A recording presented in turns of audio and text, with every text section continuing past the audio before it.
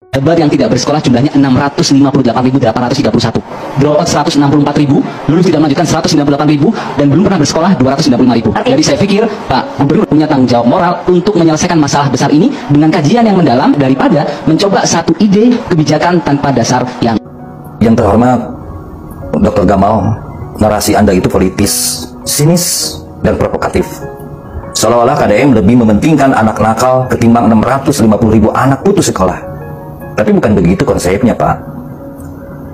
Dina bahasa Sunda aya peribahasa, sabuni bunina nyumputkeun tarasi pasti bakal kaambe. Serapih-rapihnya kalian menutupi kasus, toh kalian sendiri yang membukanya.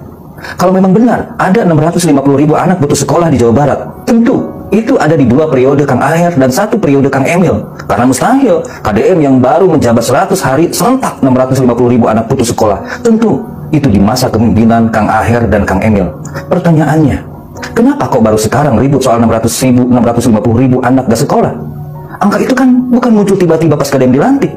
Yang jadi pertanyaan justru selama ini Bapak kemana aja? Kenapa waktu gubernur sebelumnya semua diam 1000 bahasa? Kalian duduk tenang dalam senyap waktu itu bukan karena tak paham problematika bangsa, tapi karena terlalu sibuk mengunyah manisnya kue anggaran yang disuguhkan oleh gubernur yang lalu. Diamnya kalian waktu itu bukan lagi tanda bijak, melainkan isyarat kenyamanan dalam zona kompromi. Diamnya kalian bukan hening yang berpikir, melainkan senyap yang membiarkan. Ketika suara wakil rakyat telah dibungkam oleh kepentingan pribadi, maka demokrasi hanya tinggal seremoni. 650.000 anak tidak sekolah pada saat itu menjadi bukti jika hubungan antara legislatif dan eksekutif lebih menyerupai simbiosis saling menguntungkan ketimbang mekanisme check and balance. KDM baru kerja 100 hari, tapi sudah memulai beresin benang kusut yang ditinggalkan bertahun-tahun, mulai dari menghapus beban biaya studi tour dan wisuda yang memberatkan orang tua. Itu semua salah satu upaya supaya rakyat tidak terbebani biaya sekolah, biar tidak ada yang putus sekolah. Beliau sampai turun langsung ke masyarakat untuk mendengar dan merespon kebutuhan real warga. Itu bukan pencitraan, tapi bentuk keberpihakan. Dan soal 6 miliar untuk pembinaan anak-anak yang tersesat jalan, yuk coba buka perspektif. Mereka bukan kriminal yang harus dibuang, tapi mereka adalah anak-anak yang butuh diselamatkan. Negara hadir bukan cuma untuk yang berhasil dan patuh, tapi juga untuk mereka yang paling rentan dan rawan terjerumus. Jangan buru-buru menghakimi langkah yang baru dimulai. KDM sedang bekerja, dan kerja itu bukan soal sensasi, tapi keberanian mengambil keputusan yang mungkin tidak populer, tapi dibutuhkan. Kritik itu penting, tapi mari juga adil. Beri ruang kepada pemimpin yang benar-benar turun tangan dan peduli, bukan hanya mereka yang pandai bermain kata-kata. Salam hormat, Sampurasun. Sahabat Kisah Nusantara, mari kita saksikan para pendukung KDM dan kita lihat videonya. Jangan lupa like, comment, subscribe. Terima kasih.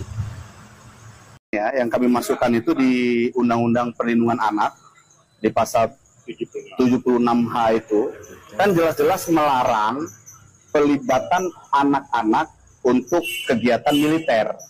Pasal 76H itu pidana, ancaman hukumannya 5 tahun. Nah, itulah salah satu pasal yang kami masukkan. Ini kan berbau-bau militer melibatkan anak-anak.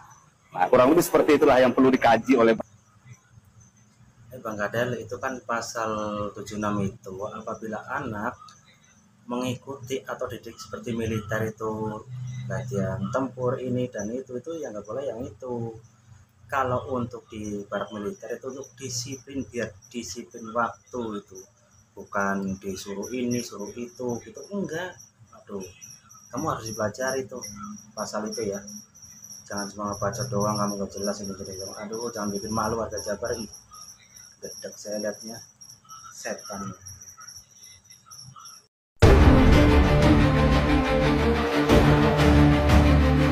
Gelisahan guru-guru hari ini adalah guru honorer gelisah dengan nasibnya. Materialisme pendidikan sangat luar biasa. Pendidikan diukur hanya jumlah 20% dari anggaran. Akhirnya perencanaan pendidikan mengejar target 20%. Isinya tidak dipertimbangkan, tidak ada cinta. Maka hari ini saya mengkritik para tokoh. Kenapa? Barak militer Anda ributkan, 10 triliun korupsi dinas pendidikan Anda diam 1000 bahasa. Ya, sepertinya mengajar itu nggak tahu kondisi seperti apa ya. Udah jelas-jelas dana pendidikan itu dikorupsi 10 miliar, tapi dia nggak bacot. Tapi setelah ada pemerintah yang benar-benar kerja untuk rakyat, dia baru komen ya, bacotnya sungguh luar biasa. Mantap memang Adel.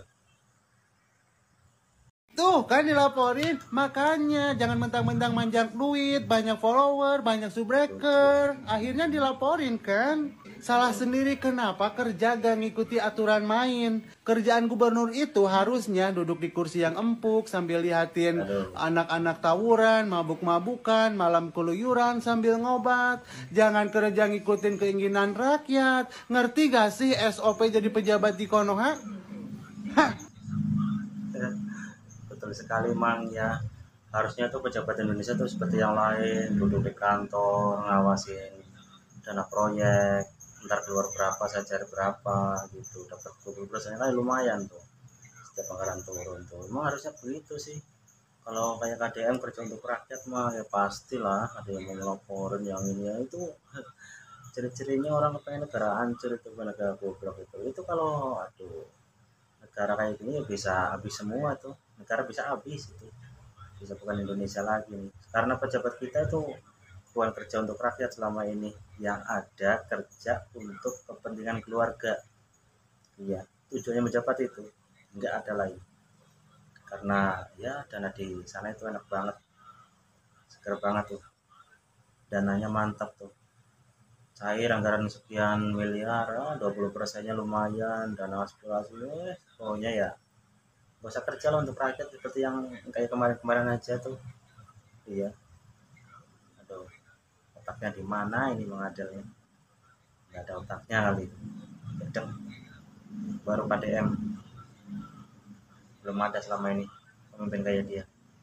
Mau turun ke lapangan langsung, mau lihat apa tuh lapangan. Iya, jangan cuma katanya.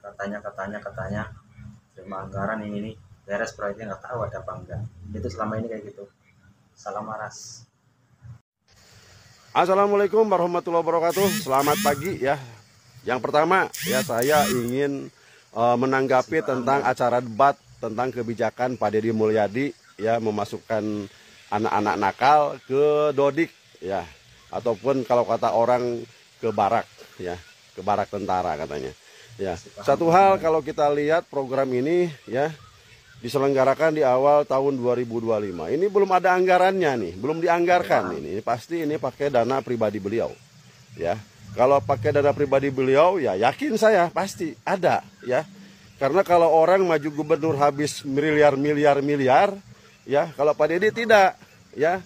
Jadi yang miliar itu dimainkan sekarang saat jadi gubernur ya, bukan pada saat nyalon ya, karena orang lain habis-habisan ya untuk jadi gubernur, keluar miliar itu, kalau Pak Deddy sekarang dikeluarkannya ya.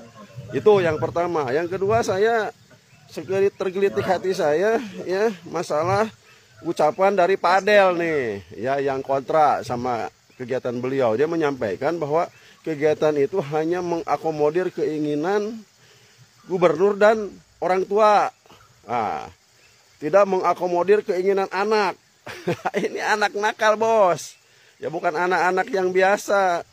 Anak nakal itu maunya bolos ya, maunya tawuran ya, maunya gangguin cewek-cewek itu ya, maunya tidak kerjakan PR ya, maunya ngelawan sama guru, ngelawan sama orang tuanya, maunya dan lain-lain ya. Nih borokokok itu anak nakal itu. Jadi harus dirubah supaya dia mencintai dirinya, keluarga dan bangsanya.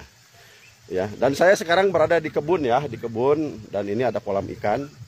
Ya, kolam ikan ini adalah untuk ketahanan pangan ya dalam melaksanakan kegiatan saya di kebun ya. Ini setelah ini saya akan melanjutkan kegiatan penyiapan lahan untuk tanam jagung ya. Ini saya nih melaksanakan program Pak Prabowo tanpa APBN ya. Oke, terima kasih. Wassalamualaikum warahmatullahi wabarakatuh.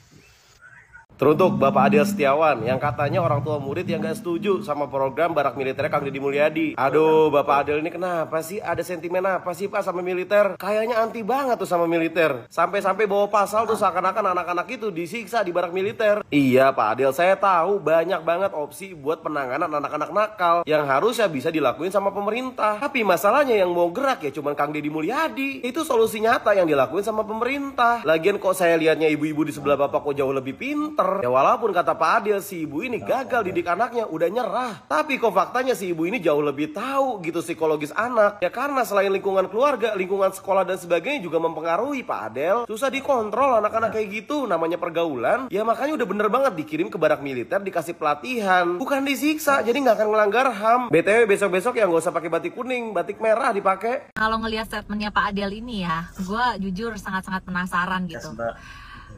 Gue ngebayangin ya, anaknya Pak Adel ini pasti anak idaman orang tua banget gitu. Anak yang nurut banget sama orang tua, anak yang tidak pernah membantah apa kata orang tua gitu ya. Boro-boro mau tawuran, berantem, nongkrong-nongkrong, minum-minum beralkohol gitu. Nggak mungkin, nggak mungkin. Bolos sekolah aja nggak mungkin gitu loh, ya kan? Anaknya Pak Adel ya.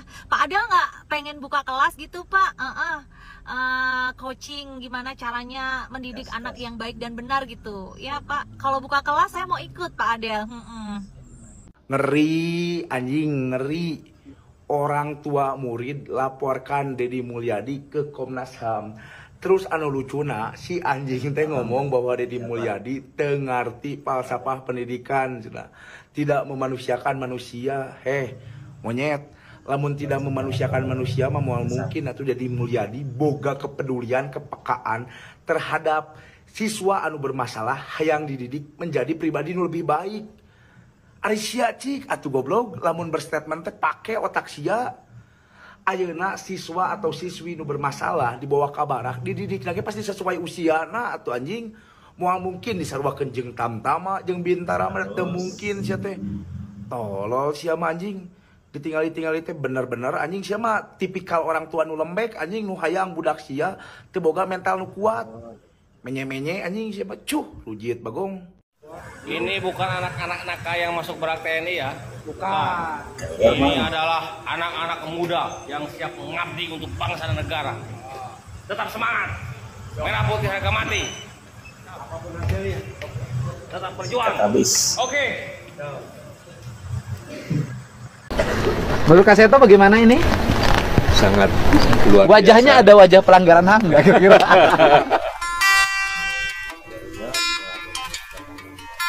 Nanti Bapak nih orang Kanwil HAM, ada nggak hak-hak yang terlanggar sebagai? Ada Pak, tadi kami sudah dialog dengan mereka. Malah mereka diberikan hak-haknya. Kewajiban pendidikan malah dapat hadiah-hadiah tadi. Iya.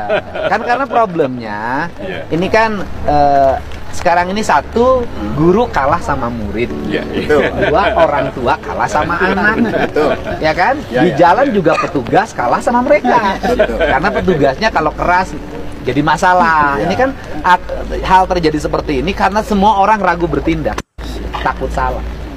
Nah kalau saya ditakdirkan untuk tidak pernah ragu, asal semuanya demi kepentingan itu kan nggak ada masalah gitu loh. Halo Bapak Deddy Mulyadi, pola pikir Anda itu gimana sih? Kok mau-maunya ngurusin hal-hal yang remeh-temeh kayak gitu? Bingung saya. Ngurusin anak bolos sekolah lah, tawuran lah, ngelawan orang tua, pakai narkoba, main game judi online. Malahan ada masukin ke barak militer lagi mereka. Bagaimana itu nasibnya? Masa depannya mereka nanti? Kelak mereka itu bisa jadi anak bangsa yang hebat dong. Yang punya disiplin, jujur, taat, berakhlak, beradab, bermoral, menjadi SDM yang unggul. Nanti bangsa ini bakalan maju dong, punya harapan baru dong. Cuma Anda aja yang mau memikirkan ini. Yang lainnya mana? Cuma teori. Yang ada cuma kritik-kritik Anda. Nyalah-nyalahin Anda. Anda itu dianggapnya cuma cari perhatian, cari popularitas, cuma konten, cuma pencitraan. Heran saya. Yang saya ajukan itu menggunakan satu barak TNI, yang kedua Pusdik, tempat pelatihannya TNI. Diizinkan oleh Panglima TNI, diizinkan oleh Kepala Staf Angkatan Darat, diizinkan oleh Pangkostrat, diizinkan oleh Pangdam, diizinkan oleh Dandim, oleh Danmen. Itu sederhana, itu sederhana. Masa tentara tidak sejalan dengan presidennya? Kan tidak mungkin. Ya begitulah kira-kira video-video dari tanggapan dari Pak Deddy Mulyadi yang kepengen negara ini maju.